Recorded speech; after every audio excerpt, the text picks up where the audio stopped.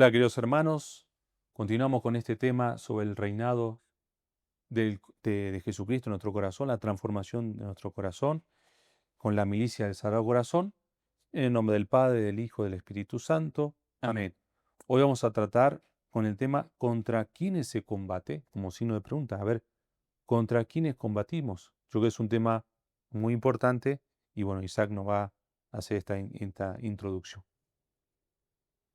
Vamos a seguir el mismo método de lectura y comentario y discusión.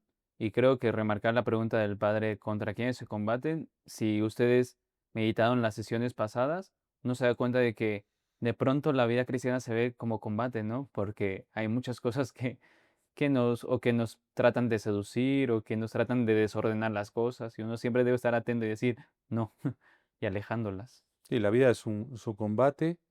No dice, no es con tu esposo, con tu esposa, una vez, ¿no? Sí, Contra uno mismo. contra uno mismo. En el corazón ahí se da el combate, ¿no? Primeramente. Sí. En primer lugar, debemos decir que los tres enemigos del alma que conocemos de manera clásica pueden ser englobados en un solo concepto, que es el concepto del pecado. Son tres enemigos, mundo, demonio y carne, que muchos maestros espirituales los adoptan y con ellos también tratan de establecer ciertas reglas para el combate, ¿no? Ujú. Pero todos tienen que ver con el pecado, porque al final el demonio no haría nada si nosotros no pecáramos. Eso. Es el pecado aquello que combatimos en cada uno de estos tres enemigos, que mundo, demonio y carne. El pecado tiene múltiples especificaciones.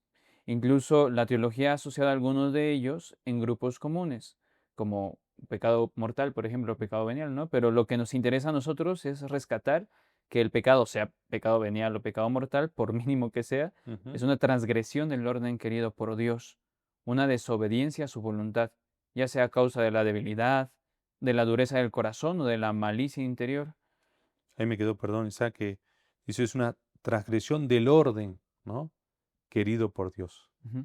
Y eso va a salir mucho, el tema del orden y el desorden, Sí, ¿no? que hemos hablado mucho, bastante ya, no de desorden, pero sí, es como borrar o desordenar, básicamente, ¿no? Ujú.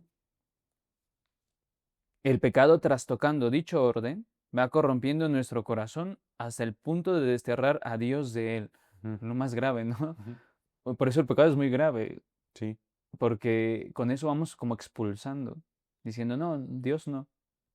Aún es pues esa pasión dominante o esa pasión desordenada que después se vuelve en un pecado venial o un pecado mortal. Y si uno dice, no le tomo importancia, pero cada vez va a ser una bola de nieve. Ujú. Y cuando se da cuenta, no, o sea que hay que desconfiar siempre de uno mismo, no vas a misa. ¿Te ha pasado, no? Gente que iba a misa muy seguido, no sé, de un día para el otro, ya no va a misa. ¿Qué pasó? ¿No? Por un ejemplo. Sí, ¿No? sí, sí. No solamente desordena, sino que impide el ensanchamiento de nuestro corazón en la caridad y por ende repercute directamente en la ofrenda que debemos hacer de nosotros mismos a Dios y por él a nuestros hermanos. Ujú. Es un hecho que todos nosotros pecamos, nadie está libre de pecado, Ujú. pero la cantidad y gravedad de nuestro pecado solo puede ser vislumbrado en la oración. Es importante, ¿no? Sí, sí, sí. Siempre uno dice, sí, un breve examen de conciencia y no, no estoy tan mal. Ujú. Pero cuando vas a la oración y te pones a la luz de Dios, Mm. que descubre los rincones más oscuros, dices, no, pues eso sí se debe cambiar, ¿no? O esto sí es grave. Sí, por ejemplo, decir, si uno anda en esta vida no atareada, tan acelerada, ¿no?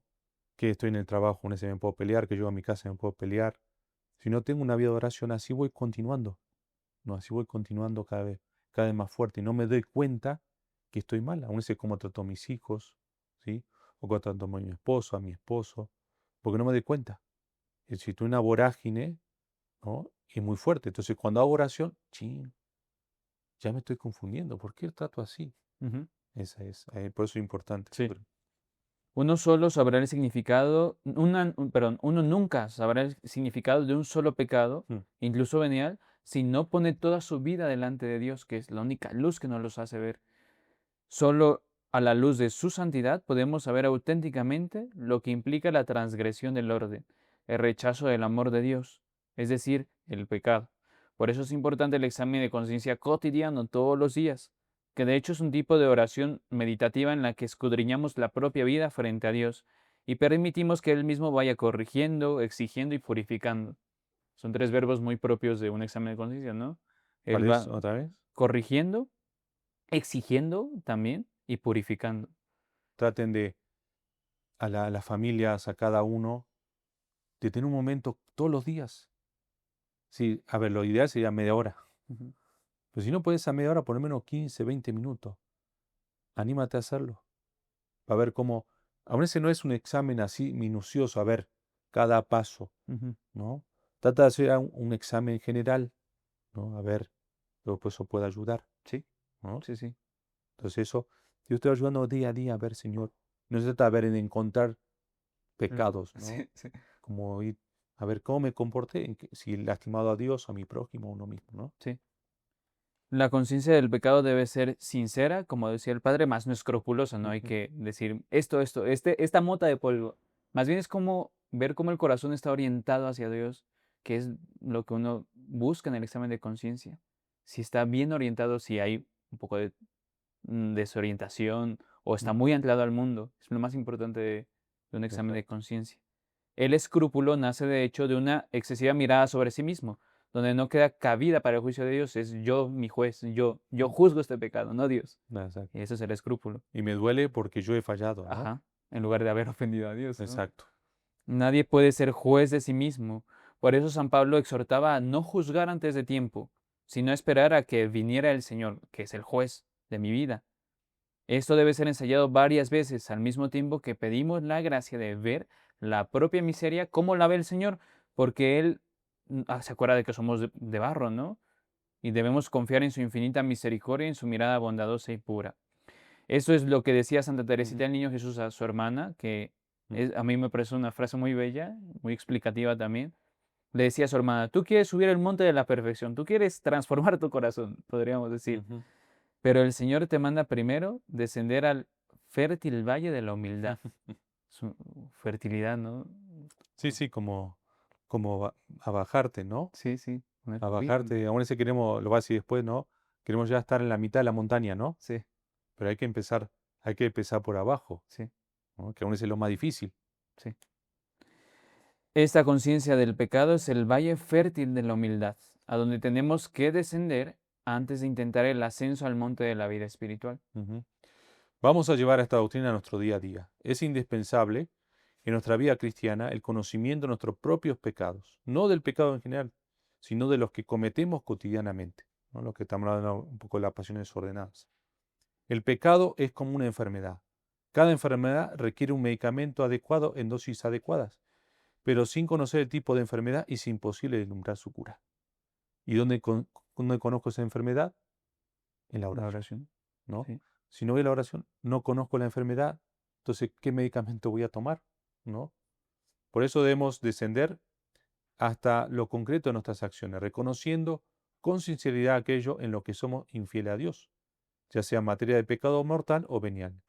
Hoy por hoy presenciamos una extraña situación entre creyentes, nos decantamos por señalar los errores de otros miembros de nuestra iglesia, olvidando aceptar las propias fallas, además de permitirnos tener ligeros pecados, cubriéndolos con la apariencia de buenas obras, ¿no? No, eso. Entonces, por eso, si también los pecados venían liberados, siempre hay que tener mucho cuidado con eso, ¿no? Ah, digo alguna mentirita, ¿no? Ah, digo alguna grosería. Ah, digo algunas críticas, ¿no? Y me conformo. Ujú. El aborrecimiento del pecado ya no es una actitud universal en los creyentes, lo que termina debilitando el sentido del combate que debería penetrar la misma vida humana. Debemos constantemente preguntarnos cuáles son aquellos pecados en los que caemos constantemente, los motivos que lo desencadenan y las circunstancias que nos rodean. Yo creo que acá hay un tres aspectos muy importantes, ¿sí? Sí. Entonces, debemos constantemente preguntarnos cuáles son aquellos pecados de los que caemos constantemente.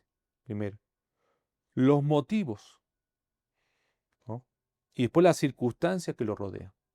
Entonces, si uno va haciendo, a ver, por eso ir a la raíz, ¿por qué hago esto? ¿No? Ujú. Ahora no iría mucho tiempo si lo podríamos, ¿no? Pero dice, si constantemente hago con alguien más de la vida de las personas o hablo más de la vida de las personas, debo analizar seriamente si mi plática no termina siendo chismorreo, crítica o vana curiosidad de conocer la vida de los demás. Y acá San Ignacio nos va a decir algo contra esto.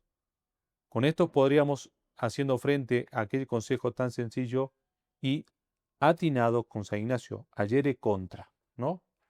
Ir, es decir, actuar contrariamente a lo que el pecado nos incita a hacer. Entonces, si yo tengo una amistad, ¿no? Vamos a tomar un café, pero sé que voy a criticar, bueno, o hablas con esa persona o ya no vas, Ujú. ¿sí? Si mi impulso es hablar sobre la vida de otra persona, podría, por ejemplo, limitar mi conversación a cosas realmente necesarias o elevarla a temas espirituales que puedan edificarme y edificar a mi prójimo, ¿sí? La primera etapa de la vida espiritual consiste en eliminar, en la medida de nuestras fuerzas vigorosas, con la gracia de Dios, el pecado como obstáculo principal que impide la ofrenda del corazón a Dios. Y por lo tanto, la verdadera transformación. Entonces, lo primero que tenemos que hacer, eliminar el pecado mortal. Primero, ¿no? Nadie puede saltarse este paso, pues la fuerza del alma, ¿sí?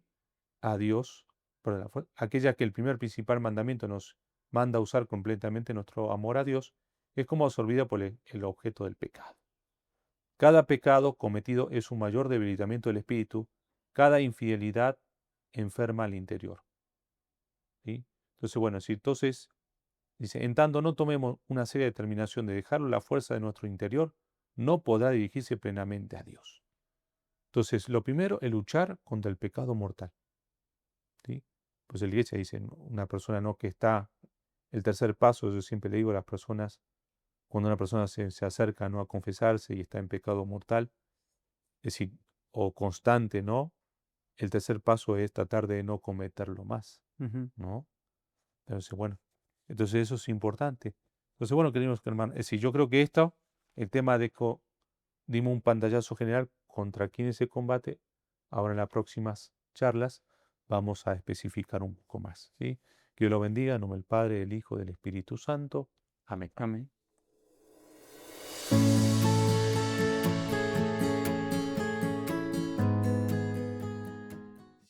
Esta es una producción de videopodcast.mx.